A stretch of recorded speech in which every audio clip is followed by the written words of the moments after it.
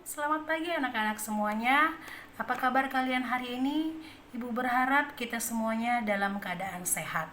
Walaupun sampai pada saat ini kita masih belajar dari rumah kita masing-masing, tapi biarlah kiranya melalui video pembelajaran kita pada hari ini, kalian beserta didik ibu dapat mengerti dan memahami akan pelajaran kita pada hari ini ya. Terima kasih. Sebelum kita memulai pelajaran kita, mari kita satukan hati kita bersatu kembali di dalam doa. Terima kasih Bapa buat kasih-Mu di dalam hidup kami. Engkau masih menyertai kami dan masih menjagai kami. Sebentar lagi Bapa, kami akan memulai proses pembelajaran kami. Engkau memberkati anak-anak-Mu yang pada saat ini Bapa, mereka belajar dari rumah. Biarlah kiranya Engkau memberkati hati pikiran mereka Bapa. Biarlah kiranya Bapa, mereka boleh mengikuti pelajaran ini dengan sungguh-sungguh dan baik Bapa. Terima kasih Bapa yang baik, terpujilah nama-Mu. Dalam nama Yesus Kristus kami berdoa dan mengucap syukur. Amin. Anak-anak, kita akan melanjutkan pelajaran kita minggu yang lalu masih tentang menjadi manusia bertanggung jawab di dalam masyarakat. Potensi dasar pada pelajaran kita hari ini adalah menganalisis ciri-ciri pribadi yang terus bertumbuh menjadi dewasa. Yang harus kalian capai yaitu menyimpulkan pemahaman tentang tanggung jawab di Indonesia. Jadi tujuan pembelajaran kita pada hari ini adalah mendeskripsikan beberapa contoh kehidupan yang bertanggung jawab sebagai ciri-ciri kedewasaan pribadi dan iman. Jadi tujuan pembelajaran kita pada hari ini adalah mendeskripsikan beberapa contoh kehidupan yang bertanggung jawab sebagai ciri-ciri kedewasaan pribadi dan iman. Kita bisa belajar dari tokoh Alkitab yang bernama Nehemia. Kalian boleh membuka Alkitab kalian yang tertulis di dalam Nehemia 2 ayat 1 sampai 7. Nah, anak-anak, di dalam Alkitab ini kita menemukan kisah Nehemia, seorang bangsa Yehuda yang diangkat menjadi juru minum Raja Artasasta dari Persia. Ini adalah jabatan yang sangat strategis dan terhormat. Tentu banyak orang yang sangat menginginkan agar dirinya itu diangkat raja untuk menduduki jabatan itu. Namun, suatu hari anak-anak, Baginda mengamati bahwa Nehemia ini tampak muram mukanya. Raja bertanya, apa yang mengganggu pikirannya? Nehemia pun menceritakan kegundahan hatinya, bagaimana mukaku tidak akan muram kalau kota tempat perkuburan nenek moyangku telah menjadi reruntuhan dan pintu-pintu gerbangnya habis dimakan api. Dalam Nehemia 2 ayat 3. Nah, mendengar jawaban itu, anak-anak raja bertanya lagi, apa yang bisa Baginda lakukan untuk menolongnya? Nehemia menjawab, jika raja menganggap baik dan berkenan kepada hambamu ini, utuslah aku ke Yehuda, ke kota perkuburan nenek moyangku, supaya aku membangunnya kembali. Apa arti jawaban Nehemia itu? Nah, ini berarti Nehemia ingin melepaskan jabatannya di istana raja dan pergi ke Yerusalem untuk membangun kembali negeri leluhurnya.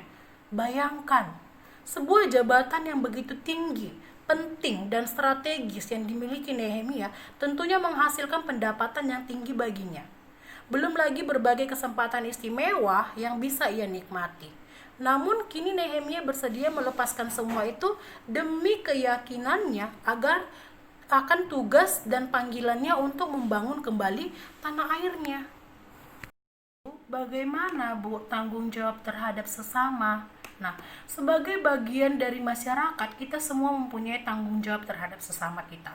Nah, jadi kita itu wajib mengasihi, melayani, menolong orang-orang yang menderita, apapun juga suku, agama, kelas sosial, statusnya di masyarakat dan lain-lain.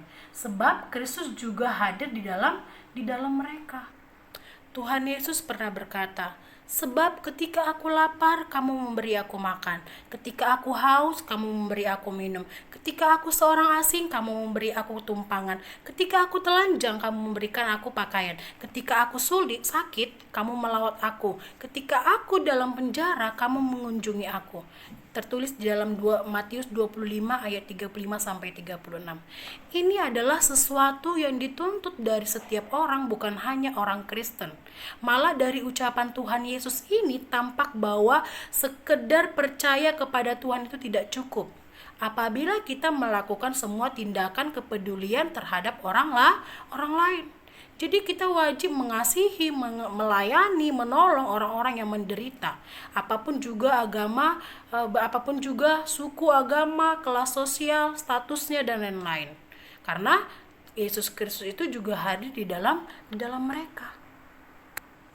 Nah, tanggung jawab itu juga diperlihatkan oleh Yesus dalam perumpamaannya tentang orang Samaria yang murah hati. Kalian bisa buka Alkitab kalian di dalam Lukas 10 ayat 30 sampai 37. Nah, anak-anak, dalam kisah ini digambarkan bahwa imam dan si orang Lewi ini tidak memperlihatkan kepedulian mereka terhadap penderitaan sama mereka. Namun inilah yang menarik dari perumpamaan ini. Yesus itu justru menunjukkan bahwa si orang Samaria yang biasanya diejek dan dihina oleh orang Yahudi mampu memperlihatkan kepeduliannya kepada si korban yang sudah setengah mati dipukuli oleh para penyamun. Nah, tanggung jawab terhadap orang lain ini juga semakin disadari bahkan di tingkat internasional. Anak, dari sinilah kita dapat melihat betapa luasnya pemahaman yang telah dikembangkan dalam kekristenan dari tanggung jawab pribadi terhadap keluarga berkembang menjadi tanggung jawab terhadap orang lain, bahkan juga bangsa-bangsa lain di dunia.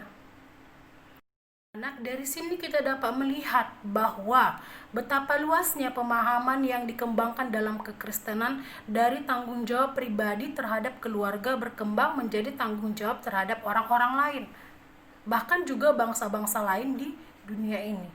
Jadi anak-anak, yang menjadi kesimpulan pembelajaran kita pada hari ini adalah dalam bahan ini kita telah belajar apa artinya menjadi dewasa dan hidup bertanggung jawab di tengah masyarakat. Nah, tanggung jawab itu harus tampak dalam kehidupan kita di tengah keluarga, masyarakat maupun gereja. Kita juga melihat bahwa ternyata kita pun harus peduli dan ikut bertanggung jawab untuk menyuarakan teguran terhadap bangsa dan negara lain sekalipun. Apabila kita melihat bahwa rakyat dan segolongan rakyat di negara itu diperlakukan dengan tidak adil dan ditindas dengan sewenang-wenang. Jadi kita tetap harus menunjukkan tanggung jawab kita di tengah masyarakat. Nah, anak-anak, itulah yang menjadi kesimpulan pembelajaran kita pada hari ini. Semoga kalian dapat mengerti dan dapat memahami inti dari pelajaran kita pada hari ini.